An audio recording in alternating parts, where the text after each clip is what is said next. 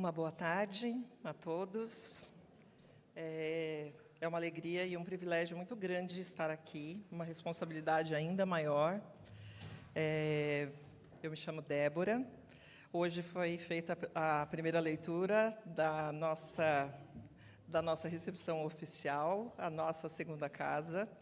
O Edson, é a primeira vez que a carta de membro sai da igreja, onde a mãe dele engravidou, ele nasceu ali, a primeira vez que sai. Saibam que isso é muito especial e muito significativo para a gente. A gente frequenta aqui, não ininterruptamente, mas desde 2021, quando ainda estava na tenda. Precisamos ir muito ao Brasil e algumas vezes ficamos muito tempo lá, mas estamos felizes que, quando vamos para casa e para a nossa igreja, família, que é a Central Paulistana, lá em São Paulo, nas últimas vezes que voltamos, sentimos que estávamos também voltando para casa e também estávamos chegando na nossa família, aqui na Igreja de Cascais. Essa é uma sensação muito boa. Então, hoje, para dividir com vocês algumas reflexões, alguns textos, algumas ideias, eu quero pedir que eu não atrapalhe. Para isso, vamos orar novamente. Feche os seus olhos, como estão mesmo. Senhor, muito obrigada pelo privilégio, pela oportunidade de estar aqui. Obrigada porque temos a oportunidade de nos reunir, congregar e dividirmos ideias, experiências, reflexões. Peço, Senhor, que eu não atrapalhe, que o Senhor fale através de mim, que o Teu Espírito Santo enche esse lugar, que também mantenha os nossos corações, as nossas mentes abertas ao toque suave do Espírito Santo em nós. Amém. O título do sermão de hoje é Um Convite à Maturidade. Achei um pouco pretensioso também, mas como eu mesmo tinha escolhido, eu mantive. O texto de 2 Pedro, capítulo 3, verso 18, diz: cresçam, porém, na graça e no conhecimento do nosso Senhor e Salvador Jesus Cristo. Pedro estava admoestando as pessoas que elas não parassem no seu desenvolvimento espiritual. Claro, como acontece na parte física, também na parte mental, também na espiritual, nós temos fases de desenvolvimento, fases de crescimento. Então, todos passaram por isso, a infância física, mental, também a espiritual. A infância é aquela fase de dependência total. A gente tem aprendizados básicos, como andar, correr, falar, vestir. Tudo que é básico nos é ensinado porque a nossa dependência é total. Já na adolescência, a gente tem uma busca por autonomia. Começam os fortes questionamentos, mudanças e dúvidas, típico da adolescência. Na idade adulta, o acúmulo de responsabilidades, as grandes cargas de tantas responsabilidades, gerenciar tantas faces da vida sua e da família e todos ao redor, e muitas preocupações. A velhice, né, é uma outra fase também, que no Brasil cunharam o termo melhor idade, para melhorar, né, visava melhorar a visão, o olhar sobre esta fase, que, de acordo com os conceitos atuais das nossas sociedades, a velhice passou a ser interpretada como o fim, como não serve mais, e a tentativa de resgatar a honra que a velhice tem. O acúmulo de conhecimento, o acúmulo de experiências, a liberdade já de não fazer tantas coisas, a redução das responsabilidades, a despeito das limitações físicas que começam a aparecer. Normalmente, se a pessoa se propôs, se permitiu viver com dignidade, permitindo um amadurecimento mental também, ela chega a essa idade muito mais calma, muito mais segura, muito mais tranquila. Assim como física e mentalmente, então, temos essas 4 fases de desenvolvimento, também temos essas fases espiritualmente. Existem 4 aspectos para o crescimento espiritual.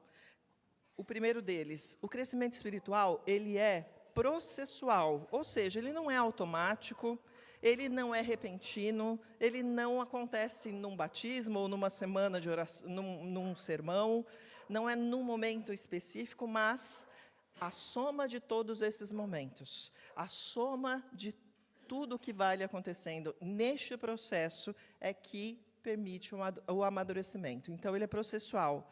Mais um aspecto, ele não é uniforme. Pode ser que para uma área da minha espiritualidade eu já tenha maturidade, numa outra eu estou bem adolescente, e numa outra ainda me comporto como uma criança, e às vezes uma criança mimada.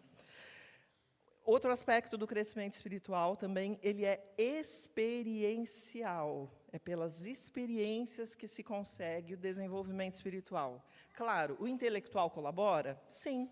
O intelectual, a leitura, o estudo, colabora, mas não garante desenvolvimento, maturidade espiritual. Terceiro aspecto, primeiro processual, segundo experiencial, terceiro relacional, especialmente com aqueles que compartilham a mesma fé. O crescimento espiritual, ele não acontece na individualidade apenas. Ele é principalmente e especialmente, acontece especialmente no relacional, especialmente aqui dentro.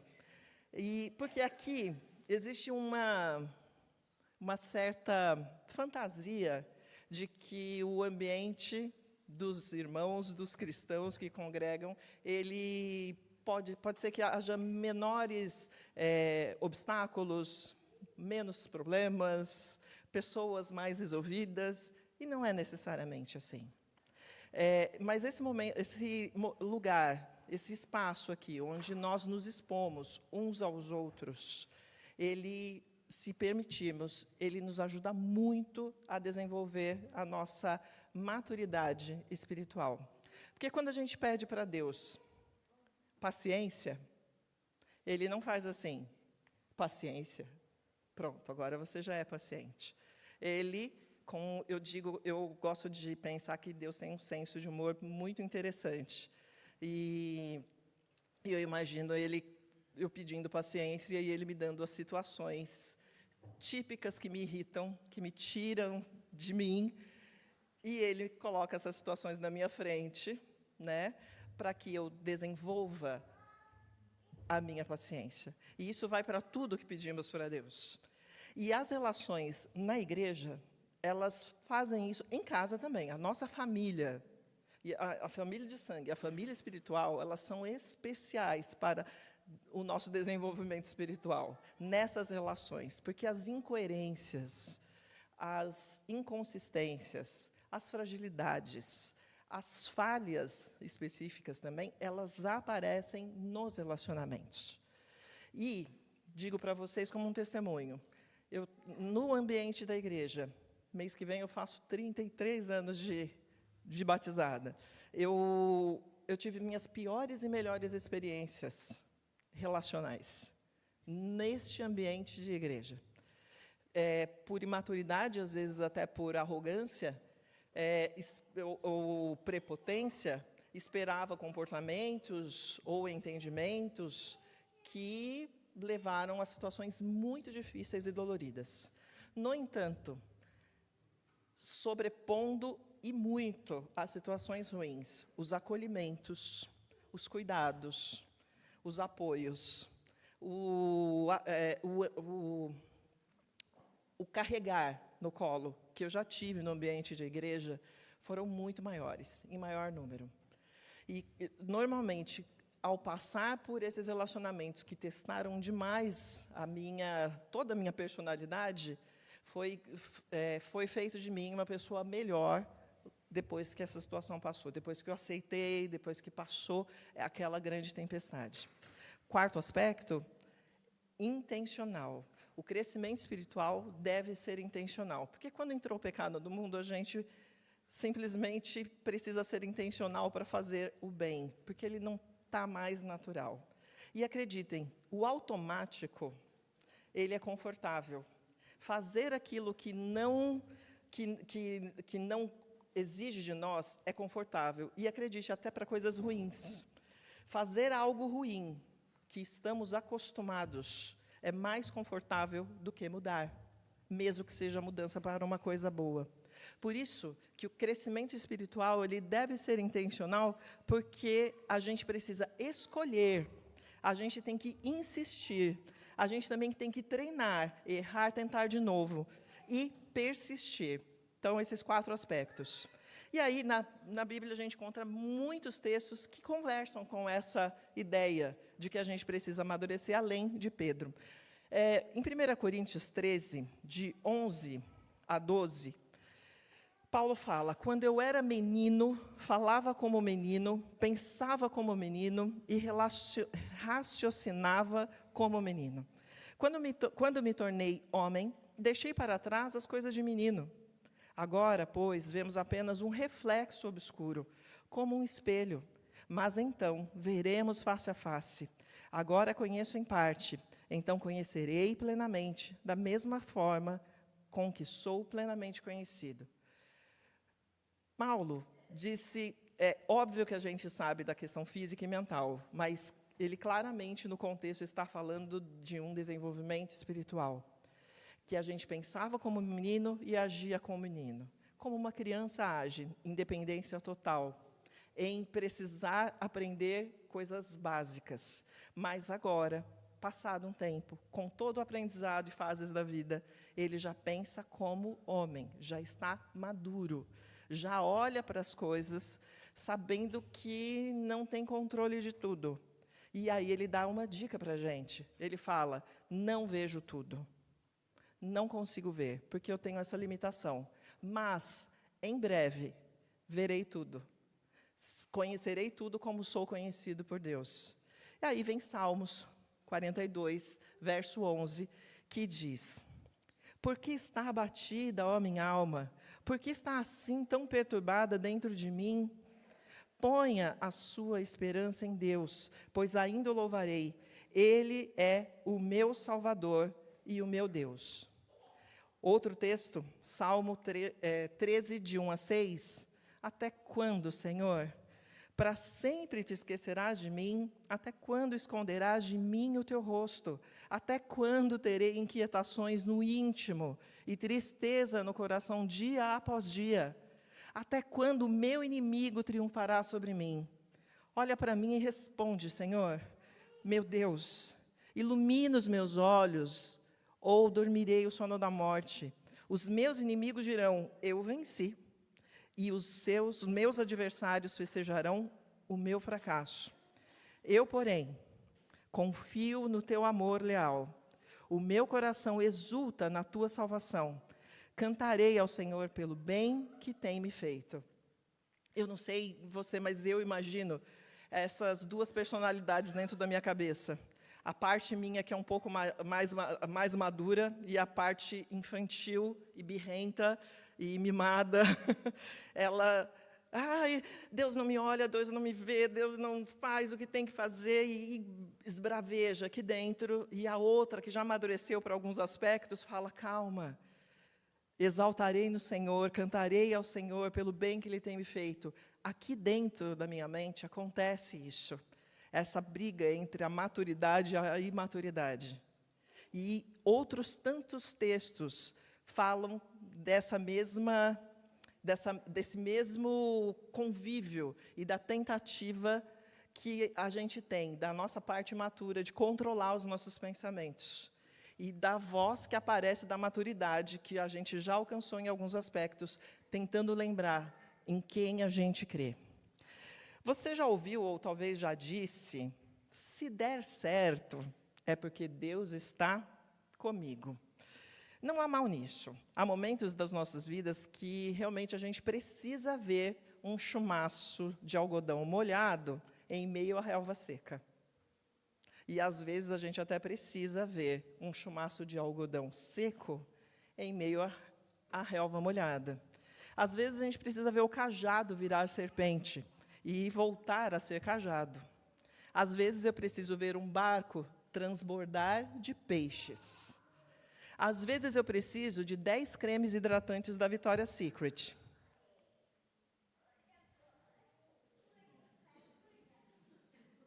Em que texto bíblico deve estar isso, né? Na Bíblia minha, particular. Anos atrás, o marido da minha cunhada, a irmã do Edson, ele era diretor de recursos humanos da Dupont para a América Latina e constantemente ia aos Estados Unidos, e por fazer isso constantemente, não tinha grandes coisas para colocar nas suas malas, e volta e meia ele oferecia, se a gente quisesse que comprasse alguma coisa. E todas as vezes eu falava que não precisava, até que um dia eu pensei, eu quero, eu vou planejar e falo para você, José Roberto. E tive a ideia e dividi com o Edson. O Edson é uma pessoa que ele é muito liberal comigo. O que eu quiser comprar, ele vai falar sim. E é verdade. Eu que falo não, em casa. E naquele dia eu falei, Edson, já sei o que vou pedir para o José Roberto trazer. O quê? 10 cremes da Victoria's Secret. E o Edson sempre compre, ele, 10 cremes. Tipo, que abuso, que exagero, que falta de sensibilidade e educação. E eu retraí, fiquei sem graça, não quis saber mais de nenhum. Não fiquei birrenta, mas eu fiquei muito constrangida. E deixei. Aí, algo interessante aconteceu. Em menos de um ano, coisa de uns 9, 10 meses, eu ganhei 10 cremes da Victoria's Secret. De sabores, sabores não, fragrância. Eu gosto de falar sabores, mas é fragrância. Diferentes, que era o que eu queria. Teve até uma vez na escola sabatina que eu contei isso. E aí uma amiga estava com um saco pequeno e começou a rir. Aí ela, e hoje você vai ganhar o 8º. E eu ganhei 10 cremes da Victoria's Secret. Eu cresci sem o meu pai, minha mãe e meu pai se separaram quando eu tinha 6 anos de idade. E eu sempre tive a impressão de que Deus me adotou de maneira especial. Ele é legal com vocês. É porque vocês não viram como ele é legal comigo. Mas é verdade. Assim, quem convive muito próximo a mim diz que Deus tem o hábito de me mimar. Ele mima a pessoa que está falando com vocês agora. E algumas vezes as pessoas ficam assim até espantadas de perceber que isso é uma realidade. E naqueles 10 creminhos não eram necessários, assim, necessidade não há, né? Necessidade prática, só emocional. E eu achei muito impressionante eu ganhar numa sequência tão rápida, assim, tão curta de tempo, 10 cremes. E parecia que Deus estava dizendo assim, eu cuido. Essa mensagem ficou ela gritava tanto na minha mente. Há muitas situações dessa na minha vida. Mas essa, para mim, ela é cômica, né? Por ser tão infantil. Mas Deus, com carinho, pôde e usou isso para encher meu coração. Algum tempo depois, eu fui a uma entrevista de emprego, um emprego perfeito, num lugar perfeito. Eu amei aquelas pessoas e aquelas pessoas me amaram. Eu tinha o que elas precisavam e elas tinham o que eu precisava também. E o salário era muito bom. E eu me antecipei e falei do sábado. E os rostos, as expressões murcharam e nunca mais voltamos a falar. Eu fiquei mal por isso, questionei assim, a minha pressa em falar, queria muito aquele emprego, era muito simbólico. Mas todas as vezes que aquilo vinha à minha mente, eu pensava, não tinha como eu não pensar nos cremes. Eu lembro de um amigo que até falou assim, mas você vai aceitar creminho enquanto você poderia ter o emprego? Eu falei, então, é isso. Se ele se preocupou em me dar 10 creminhos, o que ele está enxergando é muito maior do que eu estou enxergando. O que ele vê, o que ele entende, é num plano maior do que o meu. Ao me dar os 10 cremes, naqueles 10 meses, eu percebi o meu nome no cuidado dele. Então, eu sei que se aquele emprego dos sonhos não veio, há algo muito maior do que eu posso entender estava para acontecer ou aconteceria, eu não sei. Se você olhar, assim como eu, para o nosso passado, temos inúmeras histórias como essas do cuidado gratuito de Deus por nós. Se você prestar bastante atenção, esses acontecimentos, eles são normalmente instrumentos que nos tiram da inércia. O chumaço seco e molhado tirou Gideão da inércia. O cajado tirou Moisés da inércia, né? O barco transbordando tirou Pedro daquela inércia. Os creminhos, para mim, me tirou de uma inércia para não ser paralisada com a situação que eu tive algum tempo depois.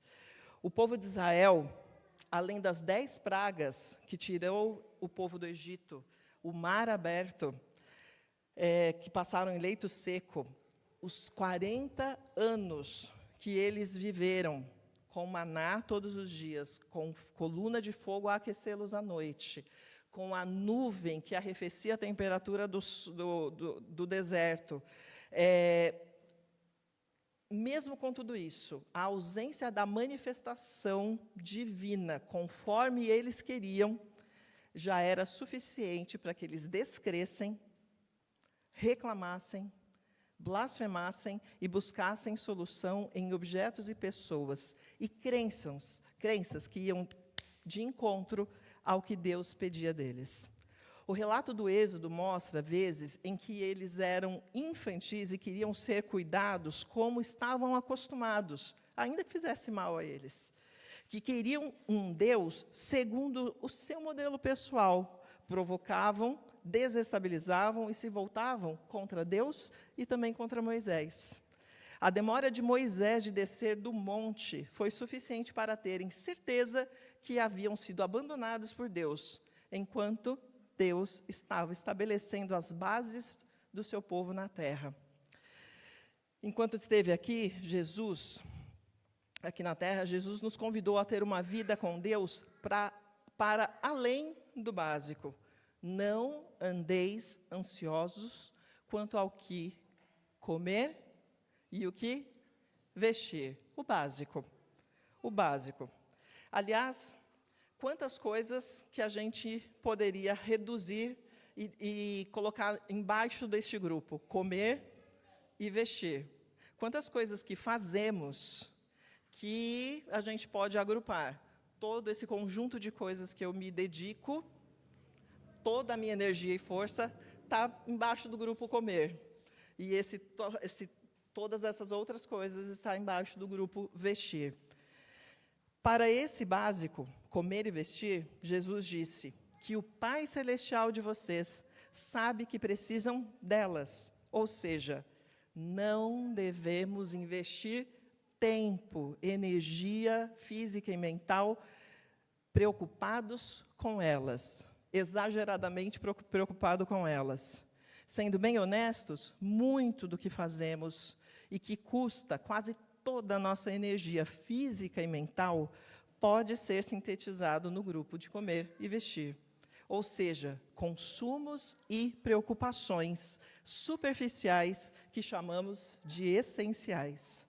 Jesus antecipando um novo momento, e esse nosso discurso, ele disse: os gentios é que correm atrás dessas coisas, não vocês.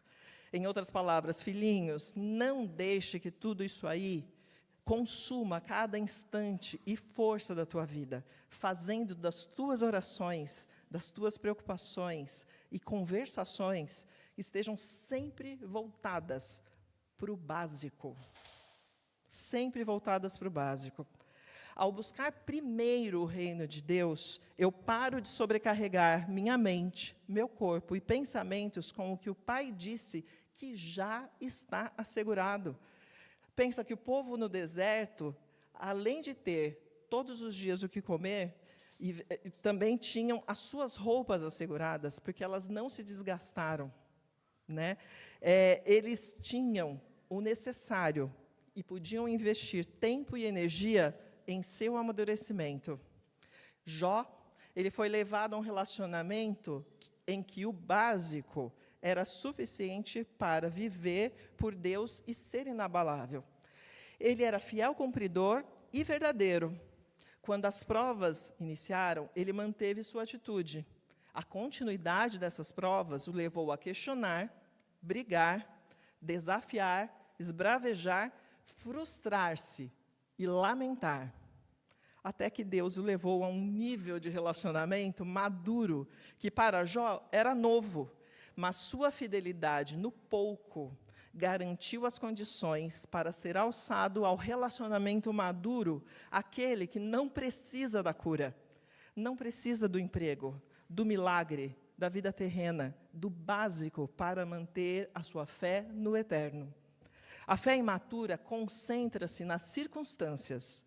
A madura procura Deus em qualquer circunstância. A imatura pensa no que Deus pode fazer por mim. A madura pensa no que eu posso fazer por Deus. A imatura quer solucionar, quer escapar da tormenta. A madura discerne que Deus está na tormenta, que você não está sozinho. Antes da prisão de Jesus, os discípulos declararam que estariam com ele em qualquer circunstância. Pedro enfatizou. Todos queriam esse relacionamento com Cristo, mas eles ainda não tinham essa maturidade. No entanto, naquela conversa, eles declararam que queriam esse relacionamento mais profundo, mesmo que ainda não fossem capazes. Ao viver as experiências da prisão de Jesus, da crucifixão, da ressurreição, Pentecostes e tantas outras, eles desenvolveram a relação necessária para passarem por perseguições, acusações, prisões, privações, sem, contudo, sucumbirem na fé. Posso continuar com uma fé que depende das ações boas de Deus para comigo, as que eu classifico assim? Sim, pode. No entanto, um dia, eu posso achar que eu sou uma pessoa mais bondosa que Deus, pois eu não deixo quem eu amo sozinho a passar por problemas, sem que eu me desdobre para aliviar e até solucionar o que a minha pessoa amada está vivendo. Parece estranho isso, né? Mas algum dia já passou pela sua mente algo como: mas por que Deus não simplesmente faz isso? Por que Ele não resolve? Por que Ele não me livra? Por que Ele não tira isso de mim? Por que Ele não cura? Por que Ele não me abençoa? Por que o ímpio prospera? Afinal, tendo todo o poder, você não deixaria que as pessoas que você ama passassem por isso. Esse é um grande perigo da nossa manutenção na imaturidade. Se a gente passa muito tempo assim, a gente congela o jeito de olhar para Deus. Outro perigo é de continuar na infância espiritual, quando eu já poderia estar madura, é poder tornar-me ateu dentro da igreja, sem coragem de sair, de desistir da convivência, poder tornar-me e de carregar um rótulo de cristão adventista, torna-me cético de que Deus pode. Torna-me apático, descrente, desanimado, morno. E é aí que eu passo a confiar em outros deuses, para explicar e, quem sabe, até resolver a loucura desse mundo, como a política, a economia, a ciência, a sociedade, nesses discursos e poderes humanos, a fim de ter as minhas ansiedades e angústias solucionadas. Por isso eu apaixono-me por causas nobres, para tentar suprir aquilo que não consigo de Deus aqui dentro da igreja. Um teólogo brasileiro, Ele usou uma expressão numa fala sua, não sei se ele cunhou ou se ele emprestou de alguém. Eu emprestarei dele. A expressão apateísmo. Apatia em relação a Deus. Não é abandono, mas resignação. Não o negamos, mas vivemos com poucos vestígios de Deus. Não saímos, mas não usamos a fé. A sensação é que Deus não é assim tão cuidadoso comigo. Posso ter medo de pedir. Posso ter medo de pedir e ele não me atender. E ter que lidar com mais uma frustração. E é a frustração não curada que pode nos colocar no apateísmo. Passamos a orar menos, abrir menos o coração, falar menos em nome dele e acreditar menos que ele está à frente.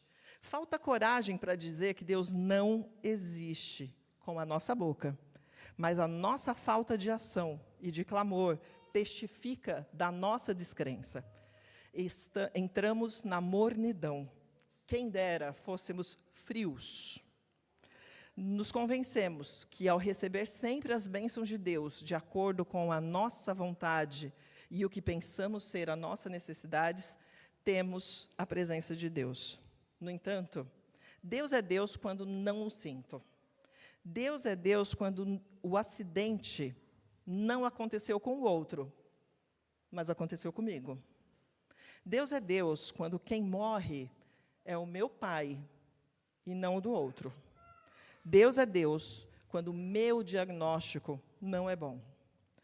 Mas é comum o medo de amadurecer. Às vezes, o amadurecimento em nossa vida, em algumas áreas, aconteceu com muita dor, angústia e medo. Nosso inconsciente pode fugir dessa sensação. Quando nos é apresentado o Deus de amor, pode ser que procuremos saciar a necessidade pelos cuidados que não tivemos lá no passado.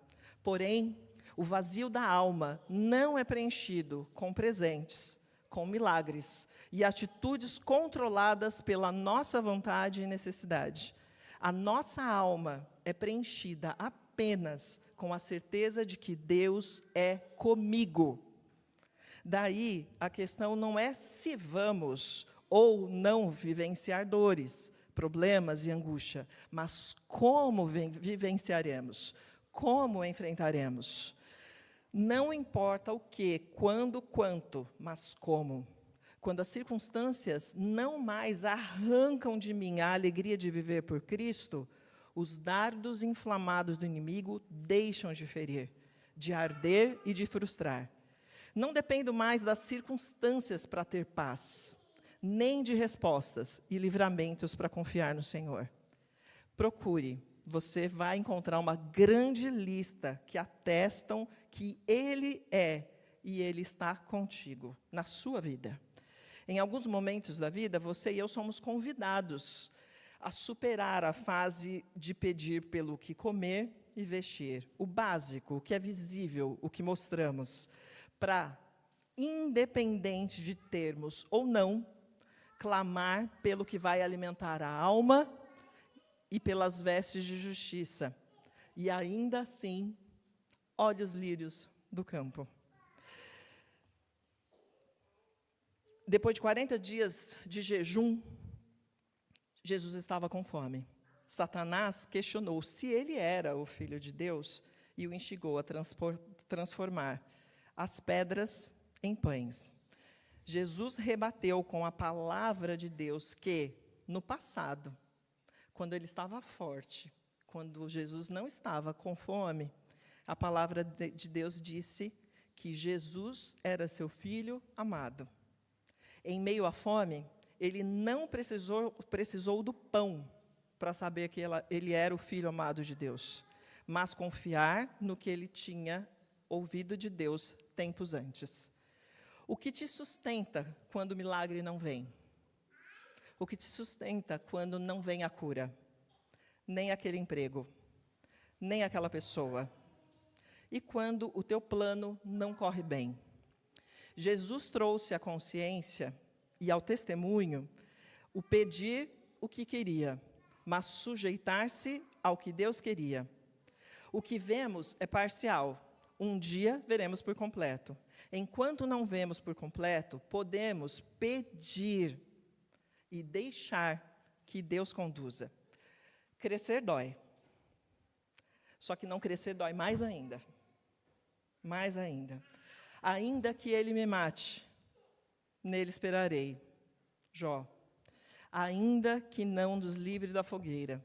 Sadraque, Mesaque e Abednego.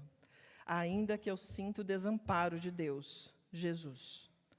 A fé que está lá no início, de sinais, evidências, afago e cuidado, ela é importante. Mas agora é a fé madura que persiste a despeito de todas as coisas. Que Deus os abençoe.